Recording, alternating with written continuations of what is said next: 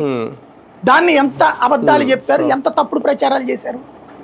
అంటే పథకాలు మనవాళ్ళు తప్పు చేసినా సమర్థించుకుని అసలు ఎంత అందంగా పేదవాడి సొంత ఇంటి కళ నిజమవుతుంది. మరి అక్కడున్న పేదవాళ్ళు ఇప్పుడు వాళ్ళు ఆపేశారు పథకం. జగన్ టైంలో జగన్ నీళ్ళ కాలనీలన్నీ ఆపడేసారు. వాళ్ళు ఏడిపించుకుది అంటున్నారు.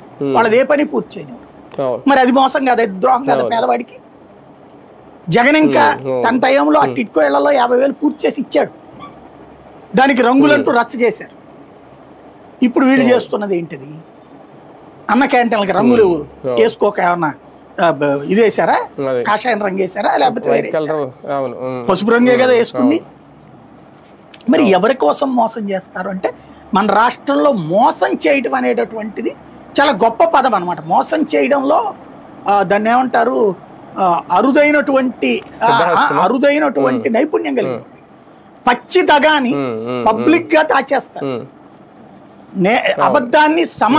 అబద్ధాన్ని పునాదులుగా చేసుకుంటారు, నిజాన్ని సమాధుల మీద ఎదుగుతారు. మన మీడియాలో కూడా ఈ నీచత్వమే అతి పెద్దదైనటువంటి శాపం. పీపీపీ విధానంలోనే మెడికల్ కాలేజీ నడుపుతామని తేల్చి చెప్పేసి మెడికల్ సీట్లు సాధారణ ప్రజలకు అందకుండా చేసి పీజీలు చేసే పరిస్థితి కూడా లేకపోవడం, డిగ్రీలు చేసే పరిస్థితి కూడా లేకపోవడం, ఇంకా రేపొద్దున అక్షరాస్యత శాతం ఎలా పెరుగుద్ది?